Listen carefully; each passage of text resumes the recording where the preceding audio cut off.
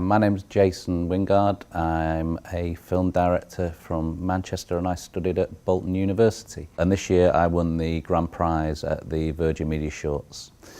Virgin Media Shorts is the UK's biggest short film competition. It's quite competitive. They usually get between 1,000 to 1,500 entries. And the 12 shortlisted films then go on to have a cinema release, and 214 cinemas nationwide will show the films before main features. So it's a really good exposure for the directors, and we were fortunate enough to win the grand prize this year, which means we get 30,000 towards a new film.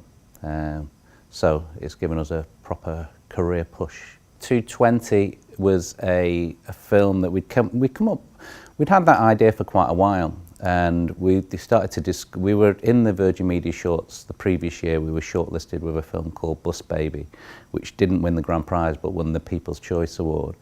And on the after show party, we started discussing the kind of films that win Virgin Media Shorts and the structure, and we knew that love stories did really well, particularly for a PG rating. But we didn't think that we could make an effective love story. So we knew that we needed to have a central theme that was going to be impactful and have some kind of primal drive. So rather than go for love, we went for death. And that's why we started to work on 220. So I started to discuss with the sound man the idea of seeing something in real time where you see someone with 2 minutes and 20 seconds left to live, and that was really the seed of the idea from there. And then we started to kind of go backwards and figure out different ways, and then someone went to the cinema and brought a pair of 3D glasses back and suggested that they would be a good device for the film, and things started to come together. Then we decided to shoot in Rusholme because it's like a mini film set. It's so well lit and there's some beautiful colours there, and you shoot on DSLRs, you can really maximise that with the shallow depth of field, etc. So that's why we decided to shoot there. The actors were Christine Dalby was somebody that I'd worked with previously on I think it was some kind of young offender video where she was playing a mother. And we almost cast a man for her at one point, but then suddenly decided, it would be more impactful to cast a woman on it, and she was really good. And Brad, we got via auditions, and it was between two people, and we eventually went for Brad. I think that was the right decision with both of them. Although there's no dialogue in the film, I think they both do a very good job, of getting across some kind of character without actually saying anything. When I was studying at Bolton, I always knew that I wanted to direct. And we studied lots of different modules here, which was great. I mean, you cover lots of different areas. We were doing stuff with sound design, advertising, loads of different things that we covered in our time at Bolton. And to be honest with you, I was always interested right across the board. I think that you can always take those modules and make them your own. No matter what kind of area of film you wanted to go into, you can always kind of structure something so you get maximise the most out of it, So with the sound design stuff, I was always interested in editing as well, And these kind of things, these different modules all build up your own personal repertoire. So it's always nice to have a handle on kind of green screen, sound, cameras, so you know a little bit about everybody else's role on the production crew. I think that's really handy as a director, that you have a handle on lots of different things. And that's what I did when I was at Bolton. I made sure that I got the most out of each module that I did. There was nothing that I didn't approach with 100%. And also latching on to the media professionals that came into the university, I think that's a really good. I mean, we talked briefly about networking. I think that networking with the professionals that come into Bolton really helped me, and it was the platform really for me to then move on and become a professional myself. Bolton was really good experience for me in lots of different ways, and specifically they helped me particularly with stuff like networking. I mean, the main thing is that when you come to university, you've got access to kit, and Bolton has extensive amounts of kit that we had access to. So that was the first thing for me as a filmmaker. You know, I couldn't afford my own cameras, I couldn't afford my own edit suite, and all of those facilities were here at Bolton. And that was important.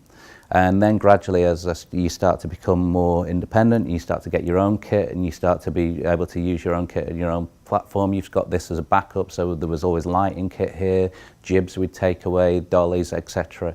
And we always had a really good relationship with the university and the technicians here, who are also very helpful for you to they want you to develop as well, and they want you to become filmmakers, and there's only one way to do that, which is to go out and make films, and so, you know, they facilitate that. On top of that, there was the networking side of things, where they got lots of media professionals who'd come into the university, and whenever they came in, I'd make sure that I would speak to them, tell them who I was, what my intentions were, give them my my work, and lots of those people I still bump into today, and some of them I still work with today.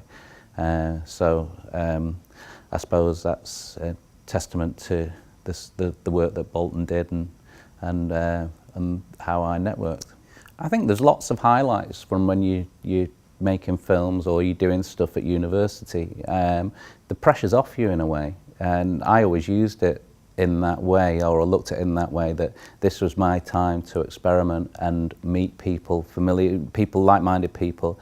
I mean, you'll build relationships with people that you at university that you'll continue for the rest of your life. There's 2 or 3 individuals who were on courses and they were a year below me or 2 years below me, and we still work together. There's the amount of people who are on my regular production crew who were at Bolton University. There's kind of several people here that we've worked with in the past. Noel Crope, Martin Wayne, David Noble, all work with us on various projects, and these are part of our regular crew. And I never really considered it, actually, that we all went to Bolton University and probably had that connection, you know, in common. But it's true, you know, you meet people that you're going to work with for the rest of your life. You always draw, and then any life experience that you've got, and you only know that when you look back at your timeline. And I can see connections with everything that I've done, from my time at Bolton University or to going back further to doing stand-up comedy or anything like that. But it's only when you get 10 years down the line you look back and you can see it on your timeline. But there's loads of connections with stand-up comedy.